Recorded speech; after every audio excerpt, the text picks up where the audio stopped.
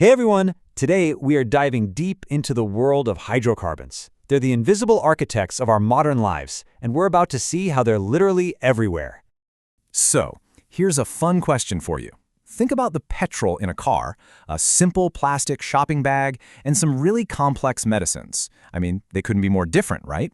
But what's the one thing that connects them all? You got it. The answer is hydrocarbons.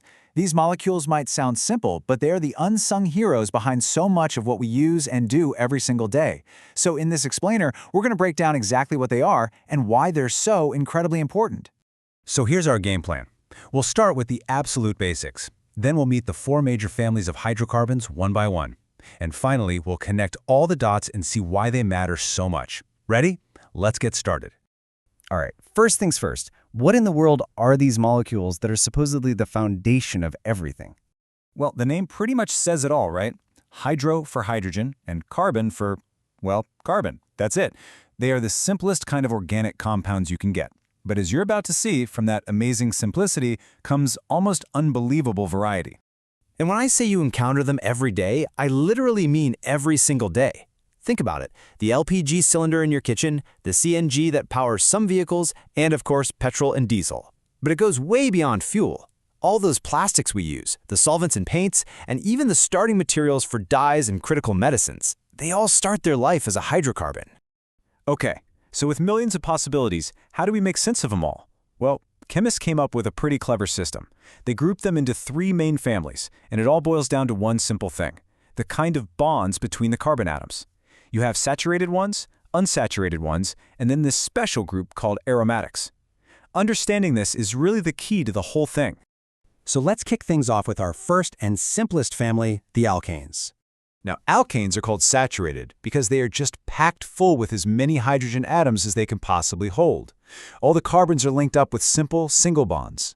In the old days, they were called paraffins, which basically means little affinity, because they're not very reactive. And what's interesting is, it's that very stability that makes them such great fuels. They only release all that energy when we tell them to. And here it is, the simplest alkane of all, methane. This is the main stuff in natural gas. You can see how that one carbon atom in the middle is bonded to four hydrogens? It forms this perfect 3D pyramid shape, which we call a tetrahedron. It's this exact shape that gives methane all of its unique properties. Okay, now this is where chemistry starts to get really, really cool. As the carbon chains get longer, something fascinating happens. It's a concept called isomerism. And honestly, it's why organic chemistry is so incredibly diverse. Let's just take butane as an example. Its formula is C4H10. But you can arrange those same atoms in two completely different ways. You can have a straight chain, or you can have a branched one. Same exact parts, just a different design. And this is not just about looks. Check out their boiling points. They're different. A simple change in shape totally changes how they behave in the real world. That is the power of isomerism. Okay, so we've covered single bonds. But what happens when we introduce a double bond? Well, that's when we enter the world of the alkenes. Alkenes are unsaturated, because that double bond means they don't have the maximum number of hydrogens. You can think of that double bond as a little hub of extra energy and reactivity. It's what makes alkenes way more reactive than alkanes, and it also makes them the perfect starting point for building bigger, more complicated molecules. Now, what's really fascinating is what that double bond is actually made of. It's not just two of the same thing. Think of it like a bridge. You've got the super strong, stable main structure holding everything together. That's the sigma bond. And then you have a weaker, more exposed pi bond, kind of like an extra lane built on top. It's this weaker pi bond that can be easily broken, and that's the secret to why alkenes are so reactive. So we've gone from single to double. You know what's coming next, don't you? Let's talk about the alkynes and their signature triple bond. Following the pattern, alkynes are even more unsaturated. And that triple bond, it packs a serious chemical punch. It's just loaded with reactivity, even more than what we saw with the alkenes. The simplest alkyne is ethene, which most of us know as acetylene. That super powerful triple bond actually pulls the whole molecule into a perfectly straight line, like a tiny rigid rod.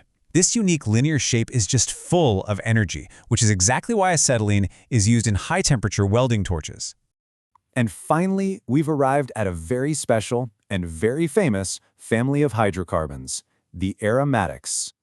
These compounds, also known as arenes, actually got their name because many of the first ones discovered had strong, often pleasant smells. And the absolute superstar of this family is benzene, with the formula C6H6. It's this cool 6-carbon ring, and it looks like it has alternating single and double bonds, but the truth is way more interesting than that. So here is the real magic of benzene. Those electrons aren't just stuck in specific double bonds. Instead, they are delocalized, which means they are shared across the entire ring. Imagine it like a continuous electronic circuit, and this makes the molecule incredibly stable. It's so stable, in fact, that it hates breaking its structure. So instead of adding new things, it substitutes them. An attacker comes in, kicks out a hydrogen, and takes its place, leaving that super stable ring perfectly intact.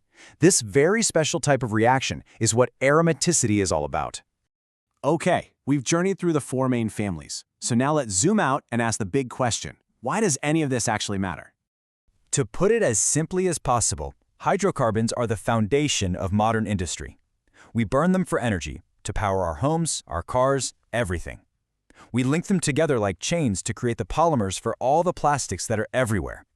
And we use them as the basic starting block to build countless other essential chemicals, from life-saving drugs to vibrant dyes. Just think about it for a second. From the fuel in our cars to the plastics in our hands, our entire world is literally built from these simple arrangements of carbon and hydrogen. Their chemistry has truly defined our era, which leads to a pretty big question. As we look to the future, what new molecules and what new chemistry will it take to build the world of tomorrow?